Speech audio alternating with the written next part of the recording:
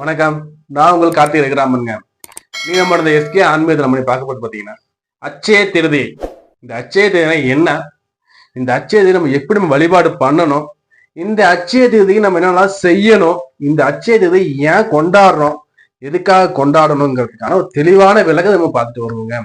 அதே மாதிரி இந்த அச்சய திருதியை எந்த நேரம் நம்ம வீட்டுல வழிபாடு பண்ணணும், எந்த நேரம் நல்ல நேரம், எந்த வழிபாடு பண்ண நமக்கு நல்லது கிடைக்கும், அதே மாதிரி என்னென்ன பொருட்கள் வாங்கி இந்த அச்சய திருதி நம்ம எந்த தெய்வத்தை வழிபாடு பண்ணணும்னு சொல்லி நான் தெளிவாக கொடுத்துருக்கேங்க.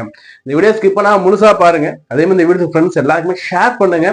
அதே மாதிரி இந்த அச்சய திருதிக்கு நான் ஒரு 2 புராண கதைகளும் சொல்லியிருக்கேன். அதையும் தெளிவா கேளுங்க. கேட்டுட்டு ஒரு வாலிபான ஃபீட்பேக் கமெண்ட் பாக்ஸ் கொடுங்க. நீங்க இப்ப முதல் முறை நம்ம எஸ்கே ஆசன் நீங்க வீடியோஸ் பாக்குறீங்க, நீங்க முதல் முறையா இப்ப நம்ம சேனலுக்கு வர்றீங்க, இல்ல சப்ஸ்கிரைப் பண்ணா வீடியோஸ் பார்த்துட்டு இருக்கீங்கன்னா ஒரு விலை மதிப்பு இல்லாத அந்த வாலிபான சப்ஸ்கிரைப் பண்ணி கிளிக் பண்ணுங்க. கூட பெல் ஐக்கன் மிஷன் அதை விட்டு உடனே வந்துகிட்டே இருக்கும். நீங்க எப்ப நம்ம வீடியோ பார்த்து நீங்க உங்களோட அறிவை நீங்க மேம்படுத்தி கொள்ளலாங்க. அதே மாதிரி நம்மளோட எஸ்கே அஸ்ட்ராலஜி பார்த்தீங்கன்னா ஆன்மீக சம்பந்தமானதும் சரி, ஜோதி சம்பந்தமானதும் சரி, அனைத்து வகையான வீடியோக்களும் தெளிவா எடுத்து கொடுத்துருக்கேன். அனைத்து விதமான பயிற்சி பலன் கொடுத்துருக்கோம். புத்தாண்டு பயிற்சி கொடுத்துருக்கேன், குரு பயிற்சி, ராகு பயிற்சி, அனைத்து பயிற்சி பலன் கொடுத்துருக்கேன். அதே மாதிரி சுற்றுலா தலங்கள் இருக்கு, ஆலய தரிசனங்கள் சொல்லிட்டு வீடியோஸ் கொடுத்துருக்கேன். எல்லா வீடியோஸ் எடுத்து நீங்க பாருங்க. உங்க ஃப்ரெண்ட்ஸ் எல்லாருக்குமே ஷேர் பண்ணுங்க. நம்ம சேனல் சப்ஸ்கிரைப் பண்ணுங்க. இப்போ வாங்க அப்படின்னு அச்சய திருதி என்னன்னு பார்த்து வருவாங்க. அச்சய திருதி அதாவது சித்திரை மாதம் வரக்கூடிய அமாவாசைக்கு பிறகு வளர்பிறையில வரக்கூடிய அந்த திருதியை நம்ம என்ன சொல்றோம்னா அச்சய திருதின்னு சொல்றாங்க. இந்த அச்சய திருதியில தங்கம் வாங்கலாமா, வெள்ளி வாங்கலாமா, வைரம் வாங்கலாமா சொல்லிட்டு பல வகையான எண்ணங்கள் ஓடிக்கிட்டு இருக்கு மக்களிடையே. இந்த எண்ணங்கள்ல ஒரு 10 வருஷத்துக்கு முன்னாடி இல்ல 20 வருஷத்துக்கு முன்னாடி யாராச்சும் நம்ம அச்சய திருதி நம்ம தங்கம் வாங்கியிருப்போமா? அச்சய திருதியை நமக்கு எதுவும் ஞாபகத்துல இருந்திருக்குமா? இப்ப அந்த வியாபார நோக்கத்துல பல பேர் என்ன சொல்றாங்கன்னா, வியாபாரத்தை மேலோங்கணும், வியாபாரத்தை விரிவுபடுத்துறதுக்காக நிறைய விஷயத்த புகுத்துறாங்க. அது மாதிரி புகுத்தப்பட்டதை ஒண்ணுதான் இந்த அச்சய திருதி தங்கம் வாங்கணும்னு சொல்லிட்டு. அதாவது பொதுவா நம்ம அச்சயம், அதாவது அச்சயம்னா நம்ம முடிவில்லாத தேவையில்லாதன்னு வரக்கூடிய இந்த அச்சயம்ங்க. அப்போ அந்த முடிவில்லாத தேவையில்லாத வரக்கூடியது, அதாவது பொதுவான சயம்னா தேயும், வீணா போகும். அச்சயம்னா தேயாது, மாறாது, வளரக்கூடியதுன்னு அர்த்தம். அப்போ நம்ம தமிழ் வேர்டு இருக்கு பாத்தீங்கன்னா, இந்த தமிழோட கடைசி ஆண்டு கூட பாத்தீங்கன்னா அச்சயம் தான் முடியும். ஏன்னா தமிழ் ஆண்டு முடிவில்லாதது, தொடர்ந்து வளரக்கூடியது குறிக்கிறது அந்த அச்சயம். ஸோ அப்ப அச்சய திருதி என்ன பண்றோம்னா, நம்ம பார்த்தா இருக்கக்கூடியவங்க இல்லாதவங்களுக்கு கொடுக்கணும். புரியுதா? வசதி வாய்ப்புல இருக்கிறவங்க ஏழ்மையில இருக்கவங்களுக்கு கொடுக்கணும். அப்படி கொடுக்கும்போது அவங்களோட செல்வம் பெருகுங்கிறது தான் இது உண்மையான தாற்பயம். இதுக்கு பாத்தீங்கன்னா நான் 2 சங்ககால கதை 2 சொல்றேன் பாருங்க. அதாவது இந்த கிருஷ்ணர் கதை எல்லாருக்குமே தெரியும். கிருஷ்ணர் குசேலன் கதை எல்லாருக்குமே தெரியும். இந்த கதையை எங்க தாத்தா சொல்ல நானே கேட்டேன் சின்ன பிள்ளையா இருக்கும்போது. அப்படி இந்த கதையை இப்ப இந்த தருணம் சொல்றது நான் பெருமைன்னு நினைக்கிறேன். ஏன்னா இந்த கதை இந்த காலத்தோட பொருந்தி போகுதுங்க. ஏன்னா இந்த கதை நிகழ்ந்தது பாத்தீங்கன்னா அச்சய திருதி அன்னைக்கு நிகழ்ந்தது. கிருஷ்ணரும் அவர் தோழர் குசேலனும் உஜ்ஜயினியில இருக்கிற அந்த ஒரு குருகுலத்தை படிச்சுட்டு வந்துட்டு இருக்காங்க. படிச்சுட்டு வரும்போது பாத்தீங்கன்னா அந்த குசேலங்கிறது பாத்தீங்கன்னா ஏழ்மை குடும்பத்துல பிறந்தவர். இவர் எல்லாருக்கும் தெரியும் கிருஷ்ணர் எப்படின்ட்டு. சோ அப்படி இருக்கும்போது குருகுல கல்வி எல்லாம் முடிச்சுட்டு அவங்க வேலையை பார்க்க போயிடுறாங்க. அப்படி போறது என்ன ஆகுன்னா, குசேலருக்கு திருமணம் ஆகுது, உறவு பெருசாகுது, குழந்தைகள் பிள்ளைகள் சொல்லி அதிகமாக தேவைகள் அதிகமாகும் போது இவர் ஆல்ரெடி இயற்கையிலே இவர் ஏழை. அப்போ இவர்கிட்ட ஏழ்மையிலே அதிகமாயிடுது, வசதி வாய்ப்பு ரொம்ப குறைஞ்சி ரொம்ப வறுமையில வாடுறாரு. அப்ப வறுமையில வாடும்போது அந்த குசேலோட மனைவி சொல்றாங்க, ஏங்க வறுமையை நம்ம தாங்கிக்கலாம், நீங்கள் நானும் வறுமையை நம்ம தாங்கி ரன் பண்ணலாம். நமக்கு பிறந்த குழந்தைகள் என்னங்க பண்ணுவாங்க, அவங்களுக்கு உணவு கூட இல்லைங்களே. நீங்க ஒண்ணு பண்ணுங்க, உங்களோட பாலிய சிநேகிதர் நல்ல நிலையில் இருக்காரு இல்லையா கிருஷ்ண பரமாத்மா, அவர்கிட்ட விடுறது தானியம் ஒரு தானமா நீங்க வாங்கிட்டு வாங்கணும். இந்த அம்மா அவர் அனுப்புறாங்க. அப்படி இந்த அம்மா அனுப்பும் போது அவருக்கு மனசுக்குள்ள ஏதோ படப்படலாம் அடிக்குது. அப்படியே நண்பர்கிட்ட நம்ம ஆசிரியம் கேட்கறதா, நண்பர் ஆச்சு, நமக்கு பாலி நண்பர் ஆச்சு. இங்கும்போது இந்த குழந்தைகள் கண்ணுக்கு வரும். சரி, குழந்தைக்காக நான் எதுவும் செய்யறேன் போகும்போது அவரு நண்பனை வெறுங்கையோட பாக்குறதா அங்கும்போது என்ன தோணுதுன்னா, மனைவிட்டு இருக்கிறாரு, ஏதாச்சும் இருந்தா கூட என் நண்பன் நான் வெறுங்கையோட போக முடியாது. அப்ப என்ன பண்றேன், வீட்டுல போய் பாக்குறேன், நம்மகிட்ட எதுவுமே இல்லை. அந்த ஒரே ஒரு பானையில பாத்தீங்கன்னா அவள் மட்டும் கொஞ்சோண்டு இருக்கு, ஒரு கைப்பிடியே இருக்குன்னு வச்சுக்கோங்க. அதை எடுத்து என்ன பண்றாங்க, துணியில மடிச்சு அந்த அம்மா கொண்டு கொடுங்க கொண்டு பார்த்தாங்க. இவரும் என்ன பண்றாருன்னா துவாரகா போறாரு, கிருஷ்ண பரமாத்மா பாக்குறாரு, கிருஷ்ணன் எழுந்து வந்து இவரை வந்து வரவேற்கிறாரு, ராஜ உபசனை பண்றாரு, அதாவது பாத பூஜை வரைக்கும் பண்றாரு. பண்ணும்போது நண்பர் நினைக்கிறச்சே நம்ம இவ்வளவு அன்பா இருக்கு நம்ம கிருஷ்ணர்கிட்ட, நம்ம வந்து எப்படி யாசகம் கேட்கறது? இதெல்லாம் புரிஞ்சுட்டு கிருஷ்ண பரமாத்மா என்ன கேட்கிறாருன்னா, என்னப்பா என்னை பார்க்க வந்த வெறுங்கையோட வந்த என் தங்கச்சி எதுவும் மட்டும் கொடுத்து இல்லையான்னு கொஸ்டின் பண்றாரு. அப்போ அவர் சொல்றாரு, என்கிட்ட கொடுக்க அளவு பெருசா ஒண்ணும் இல்லை கிருஷ்ணா, என்கிட்ட அந்த தோல்ல இருக்கிறத அந்த மூட்டையை ஓரங்கட்டுறாரு. அதை பார்த்து புரிஞ்சுக்கிட்டு, என் தங்கச்சி கொடுத்ததை கொடுப்பா, ஏன்பா என்கிட்ட மறைக்கிற? இல்லக்கண்ணா நீ அவள் தும்பியான்னு எனக்கு தெரியலையே. போது நான் அவள் திம்பவங்க தெரியாதா? தெரிஞ்சனே தங்கச்சி என்ற கொடுத்துருக்காங்க. அவளை வாங்கி திங்கிற வாயை எடுத்து வைக்கும் போது அப்படியே லட்சுமி கிடைக்குன்னு பாக்குறாங்க. அந்த அம்மா புரிஞ்சுக்கிறாங்க. புரிஞ்சுக்கிட்டு ஒரு ரூபா சாப்பிடுறாரு, ஏழ்மையில எல்லாம் அப்படியே போயிடுது. அடுத்து ஒரு ரூபா சாப்பிடுறாரு, வசதி வாய்ப்பு எல்லாத்தையும் இந்த அம்மா பெருகி கொடுத்துட்றாங்க. மூணாவது வாய் சாப்பிடுறது போதும் கிருஷ்ணா, இதுக்கு மேல உலகம் தாங்காதுன்றாங்க அந்த அம்மா. அதுக்கு மேல என்னன்னா வந்து ராஜ உபசனையோட வந்து உணவளிக்கிறாங்க, எல்லாம் பண்றாங்க. இந்த குசல் என்ன நினைக்கிறாருன்னா, நம்மளை இவ்வளவு பாதுகாக்கிற, இவ்வளவு நமக்கு வந்து செய்யற அந்த கிருஷ்ண பகவான் எப்போ நம்ம வந்து தானம் கேட்கறதுன்ட்டு அவர் எதுவுமே கேட்கல. கேட்காம வந்து வீட்டுக்கு வந்து பாக்குறாரு, தான் இருந்த நகரமே தங்கமயமா இருக்கு, அவர் இருந்த வீடு வந்து மாட மாளிகையா இருக்கு. அவர் மனைவி பார்த்து எக்கச்சக்கமா நகா எல்லாம் போட்டு வந்து என்னங்க வாங்குறாங்க. அவருக்கு டவுட் ஆயிடுச்சு, இது நம்ம மனைவி தானா, பிள்ளைங்க அப்பா கொடுது நம்ம குழந்தைகள் தானா, இவ்வளவு நகைகள் ஏது, இவ்வளவு ஏது போதுதான் அவர் அங்க ஒரு உண்மையை உணர்ந்துறாரு. ஆஹா, கிருஷ்ணனோட லீலைகள்ல இதுவும் ஒண்ணு. சோ இந்த நிகழ்வு நடந்தது பாத்தீங்கன்னா அட்சய திருதி அன்னைக்கு நடந்தது. அதாவது இந்த நாள் அன்னைக்கு கிருஷ்ண பரமாத்மா கொடுத்திருக்காரு இல்லாதவருக்கு, கரெக்டா? அடுத்து நம்ம ஆதிசங்கரர் எல்லாம் கேள்விப்பட்டோம். இந்த ஆதிசங்கரர் பாத்தீங்கன்னா வந்து நமக்கு வந்து நிறைய புராண இலக்கியம் நிறைய கொடுத்திருக்காரு.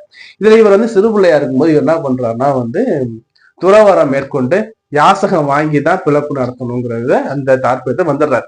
அப்போ ஒருத்தர் வீட்டுக்கு போறாரு, யாசகம் கேட்டு போறாரு. போகும்போது அம்மா பிச்சாயி பாவாங்கிறார், அதாவது பிச்சை எனக்கு கொடுங்க. இப்ப யாசகம் கேட்கும் போது அந்த அம்மா வந்து பாக்குறாங்க, இவர் வந்து சின்ன குழந்தையா இருக்காரு. வீட்டுக்குள்ள போய் பாக்குறாங்க, எதுவுமே இல்லை, அரிசி பருப்பு ஒண்ணுமே இல்லை. தேடி தேடி பாக்குறாங்க, ஒண்ணுமே இல்லை. ஒரே ஒரு காஞ்சி போய் நெல்லிக்கனி மட்டும் தான் கிடைக்குது இந்த அம்மாவுக்கு. அந்த நெல்லிக்கனி கொண்டு வந்து யாசகம் போடுறாங்க, ஐயா இந்த மன்னிச்சுடுங்க, நான் ஏழ்மை நிலையில இருக்கேன், என்கிட்ட இது தவிர வேற இல்லை, இதை நீங்க வந்து பெருந்தன்மையோட ஏத்துக்கோங்க தானம் போடுறாங்க. அப்படியே தானம் போடும்போது அந்த வாங்குறாரு இல்லையா ஆதிசங்கரர், அவரை பாக்குறாரு, உள்ளன்போட கொடுக்குறாமா நீங்க என்ன பண்றாருன்னா, அவர் வந்து அந்த ஒரு இறை பாடல் பாடுறார். இறை பாடலை பாடும்போது என்னன்னா, தங்க நெல்லிக்கனிகளா மழை பெய்யுது. அப்போ இந்த இடத்துலயும் பாத்தீங்கன்னா அவங்க எதுவுமே கேட்கல, புரியுதா? உள்ளன்போட கொடுத்த நெல்லிக்கனிக்கு அந்த இறைவன் தங்க நெல்லிக்கனிகளா மழை பெய்ய வைக்கிறார். அந்த தங்க நெல்லிக்கனி மழை பெய்யுதுன்னு பாத்தீங்கன்னா இந்த அட்சய திருதியில தாங்க. இது ரெண்டு கதையும் பாத்தீங்கன்னா என் தாத்தா எனக்கு சொல்லுவார். என் தாத்தாலாம் கவர்மெண்ட்லாம் இல்ல, நான் என் தாத்தா சொல்ற விதம் பாத்தீங்கன்னா அவ்வளவு சூப்பரா இருக்கும். இன்னும் சொல்ல போனா தாத்தா பாட்டி கிட்ட கதை கேட்கறது அவ்வளவு சுகம்னு சொல்லுவாங்க. இப்போ உள்ள நாகரிகத்தெல்லாம் எங்க கல்யாணம் ஆன கொண்டு போய் அப்பா அம்மா மட்டும் முதியோர் சேர்க்க நிறைய பேர் இருக்காங்க. அப்படி முதியோர்ல வந்து தகப்பன் தாயை நம்ம விடுறோம்னு நம்ம நினைக்கிறோம் பாத்தீங்களா? நம்மளை பாரமா நினைச்சு நம்மள அனாதை இல்லத்துல கொண்டு போய் நம்ம அப்பா அம்மா விட்டு இருந்தா நம்ம நிலைமை என்ன ஆயிருக்கும்? நம்மளை பெத்து வளர்த்து நம்மளை படிக்க வச்சு எல்லாம் பண்ணவங்களுக்கு கடைசி காலம் நம்ம அவங்க பண்ணணும் இல்லையா? புரியுதா? அதனால உங்களோட அன்பும் ஆதரவும் பெற்றோருக்கு என்னைக்குமே தேவை. அவங்க என்னத்த கேட்க போறாங்க கடைசி காலத்துல? சோ அந்த அன்புங்கிறத அவங்களுக்கு கொடுங்க. நம்ம வந்து பெற்றோர் நம்ம வந்து அன்பு அதெல்லாம் பார்க்கும்போது இந்த முதியோர் இல்லங்கள் ஆட்டோமேட்டிக்கா குறைக்கப்படுங்கிறது நிதர்சனமான உண்மைங்க. முதியோரத்தை கொண்டு போய் நம்ம அப்பா அம்மா தள்ளுறோம்னா அது மாதிரியான ஒரு பாவச் செயல், குற்ற செயல் எதுவுமே இல்லை இந்த உலகத்துல. தன்னோட ரத்தத்தெல்லாம் வியர்வையா மாத்தி நமக்கு வந்து உழைச்சி நமக்கு சாப்பாடு போட்டு நம்ம படிக்க வச்சது அப்பா. தன் உதிரத்தையும் தன் சதையையும் தன் வலியையும் நமக்கு கொடுத்து நம்மளை ஈன்று எடுத்தவள் தாய். அன்னையும் பிதாவும் முன்னறி தெய்வம். முதல்ல அவங்கதான் தெய்வம். புரியுதா? சோ அடுத்து நம்ம இந்த அட்சய திருதையில நம்ம வந்து பாத்தீங்கன்னா அடுத்து வந்து பாத்தீங்கன்னா இந்த பாண்டவர்களுக்கு இந்த சூரிய பகவான் வந்து அல்ல குறையாத அட்சய பாத்திரத்தை கொடுத்தது இந்த அட்சய திருதியில தாங்க. அடுத்தபடியா வந்து பாத்தீங்கன்னா இந்த அட்சய திருதி நாள் அன்னைக்கு சிவபெருமான் வந்து தன்னோட சாபத்தால வந்து பிச்சை எடுத்தான்னு எல்லாருக்குமே தெரியும் இல்லையா. இந்த காசியில அவர் வந்து பிச்சை எடுக்கும் போது இந்த மகாலட்சுமி வந்து அவங்க வந்து அன்னபூரணியா வந்து தங்க கோலையில சாதம் எடுத்து தங்க கண்டில் அவங்க சாதம் விட்டு அந்த சாபத்தை போக்குனது இந்த அச்சய திருதிதாங்க. புரியுதுங்களா. அதாவது சிவன் வந்து பிரம்மகத்தி தோஷம் முடிச்சு அலைஞ்சான்னு எல்லாம் சொல்லுவாங்க. அந்த காலகட்டத்தில் சாப நிவர்த்தியாக்கி கொடுத்தது பாத்தீங்கன்னா இந்த அச்சய திருதி நாள்லங்க. இந்த நாள்ல வரக்கூடிய கதைகள் புராண இலக்கியம் எங்கேயாச்சும் பாத்தீங்கன்னா தங்கம் வாங்கணும்னு இருக்கா? கிடையாது. இந்த நாள்ல கொடுக்கணும், இந்த நாள்ல தானம் பண்ணணும். ரெண்டு மிகப்பெரிய கதையும் பாத்தீங்கன்னா இந்த ரெண்டு மிகப்பெரிய கதையிலும் பாத்தீங்கன்னா நம்ம அந்த குசேலனும் அவர்கிட்ட தானம் கேட்கல, அந்த நெல்லிக்கனி தானம் போட்ட பொண்ணும் தானம் கேட்கல, யாசகம் கேட்கல. ஆனா ரெண்டு பேரையும் புரிஞ்சுக்கிட்டு அங்க கொடுத்தாங்க. அதாவது இந்த தங்க நெல்லிக்கனி மழை பெய்து அச்சய திருதியில தான். குசேல பகவானுக்கு கண்ணபிரான் வந்து வாழ்க்கை கொடுத்தது இந்த அச்சய திருதியில தான். பஞ்சபாண்டவர்களுக்கு அந்த அல்ல குறையாத அந்த பொக்கிஷம் அரும்பெரும் பொக்கிஷம் சொல்லக்கூடிய அந்த அச்சய பாத்திரமுக்கு கொடுத்ததும் இந்த காலகட்டத்தில் தான். நீங்க என்ன பண்ணுங்க, தானம் பண்ணுங்க. புரியுதா. நம்ம நம்ம வந்து வெளில போய்ட்டு தானம் பண்ணணும், நம்மளை சுத்தி இருக்கிறவங்களும் தானம் பண்ணணும். நமக்கு வந்து சேவை செய்யக்கூடிய இல்ல நம்ம ஊர்ல ஏழ்மையில் இருக்கக்கூடியவங்களுக்கு தானம் பண்ணலாம். என்னென்ன தானம் சார் பண்ணலாம்னா, தானத்தில் சிறந்தது அன்னதானம். பசியை ஆற்றுங்க. இந்த அச்சய திருதியில அட்லீஸ்ட் ஒத்தப்படையில 5, 9, 11, 15, 17, 21 இந்த எண்கள்ல யாருக்காச்சும் ஒருத்தவங்களுக்கு பசியை ஆத்துங்க, அன்னதானம் கொடுங்க. அடுத்து வஸ்திர தானம், ட்ரெஸ் வாங்கி கொடுங்க. வேட்டி சட்டை துண்டு, சில பேர் என்ன பண்ணுவாங்கன்னா ஜாக்கெட் பீட்டு புடவை எல்லாம் வாங்கி தருவாங்க, அது மாதிரி வாங்கி கொடுங்க. அடுத்தபடியா காய்கறி தானம். இந்த காய்கறி தானம் வந்து ஆலயத்துக்கு கொடுப்பாங்க. ஆலயத்துக்கு பொதுவா சமைச்சு போறவங்களுக்கு அன்னதானம் போறவங்களுக்கு இந்த காய்கறி தானம் பண்ணுவாங்க. இந்த தானம் பண்ணுங்க, இதான் தானத்தில் சிறந்தது. புரியுதா. நான் இன்னொன்னு சொல்லுவேன், தானம் சிறந்தது ரத்த தானமும் பண்ணுங்க, இது எந்த விஷயமும் கிடையாதுங்க. அடுத்தபடியா இந்த அச்சய திருதியில நான் என்ன சார் வீட்டுல பண்ணணும்னா, முதல்ல எங்க வீட்டை ஃபுல்லா சுத்தமா கழுவுங்க. புரியுதுங்களா. வெள்ளிக்கிழமையா இருக்குன்னு நீ வெள்ளிக்கிழமை பண்ணி ஊர் சுத்தம் பண்றது அந்த அளவு வந்து உசிதம் கிடையாது. முதல் நாள் வியாழக்கிழமை பண்ணியே சுத்தம் பண்ணிடுங்க. வீட்டை நல்லா சுத்தமா தொடங்க, தூசு அழுக்கு இல்லாம வீட்டை சுத்தமா தொடச்சி கழுவி நிலவாசலாம் மஞ்சள் குங்குமம்லாம் இட்டு வீட்டை மங்களகரமா மாத்திட்டு அம்பாள் பாத்தீங்கன்னா என்ன சார் நம்ம நிவேதியம் பண்ணோம்னா, அம்பாளுக்கு பாத்தீங்கன்னா அம்பாள் உகந்தது கல்லு உப்பு. புரியுதா. கல்லு உப்பு வாங்கி வைங்க. அடுத்தபடியா பார்த்தா அம்பாள் நிவேத்தியம் வந்து பாத்தீங்கன்னா கற்கண்டு சாதம் அம்பாள் ரொம்ப விரும்பி சாப்பிடுவாங்க. அம்பாளுக்கு கற்கண்டு சாதம் நீங்களே கையால பண்ணி வைங்க. அடுத்தபடியா பால் பாயாசம் இருக்கு இல்லையா, இந்த பால் பாயாசம் பண்ணி வைங்க. சார் எனக்கு வசதி இல்லை சார்னா ரெண்டுல ஏதாச்சும் ஒண்ணு பண்ணுங்க. இல்ல சார் நான் நல்லா செய்யறேன் சார்னா கூடவே சக்கரை சாதம் பண்ணி வைங்க. சக்கரை சாதம், கற்கண்டு சாதம், பால் பாயாசம் வாங்கி வச்சு பண்ணி வச்சு அம்பாளுக்கு உச்சாரணம் பண்ணுங்க. அம்பாளை வாமான்னு கை நிறைய கூப்பிடுங்க. அம்பாளை வாமான்னு கூப்பிடுங்க. சில பேர் சொல்லுவீங்க சார் என்கிட்ட வசதி வாய்ப்புலாம் இல்லை சார், நான் பால் பாயாசம் மட்டும் பண்ணலாம். தாராளமா பண்ணுங்க. உங்களுக்கு உங்கள் கையில் உங்கள் வருமானம் என்னவோ என்ன அமௌண்ட் இருக்கோ அந்த அமௌண்ட்டை நீங்க பண்ணுங்க. இவ்வளவுதான் பண்ணணும் இல்ல. உள்ளன்போட நீங்க அம்பாளுக்கு ஒரு கற்கண்டு சாதம் பண்ணி வச்சாலும் போதும். இல்ல சார் நான் எனக்கு வந்து ஒரு பால் பாயசம் பண்ணி வச்சாலும் போதும். எதுவும் இல்லை சார் வசதி இல்லை சார்னா ஒரு 10 ரூபாய் கற்கண்டு பாக்கெட்டு கல்லு உப்பு மஞ்சள் குங்குமம் வாங்கி வச்சு அம்பாளை கும்பிடுங்க. புரியுதுங்களா. இவ்வளவுதான் இல்ல, உள்ளுணர்வோட உள்ளன்போட அம்பாள் நீங்க பூஜைங்க. புரியுதுங்களா. சார் இந்த பூஜை நேரம் எனக்கு என்ன நேரம் நல்ல நேரமா இருக்குன்னா, இந்த அம்பாளுக்கு பாத்தீங்கன்னா வெள்ளிக்கிழமை வர்றது ரொம்ப ரொம்ப ரொம்ப விசேஷமானதுங்க. ஏன் நான் சொல்றேன்னா, வெள்ளிக்கிழமை அம்பாளுக்கே உகர்ந்த நாள். வெள்ளிக்கிழமை சுக்கிரன் மகாலட்சுமி அம்சம் கொண்ட சுக்கிரனோட நாள். சோ அப்போ இந்த அச்சய திருதி பாத்தீங்கன்னா 6:32 மேலதான் தொடங்குறது. 6:33 தான் காலைல இந்த திருதியே ஸ்டார்ட் ஆகுது. புரியுதுங்களா. 6 மணில இருந்து சுக்கிர பகவானோட ஒரே அங்க ஸ்டார்ட் ஆகுது. அப்போ ஒண்ணு பண்ணுங்க, 6:33 7 மணிக்குள்ள, புரியுதுங்களா, 7 மணிக்குள்ள அடுத்த வாரம் வந்துடும். 7 மணிக்குள்ள நீங்க நிவேத்தியம் பண்ற ரொம்ப ரொம்ப நல்லதுங்க.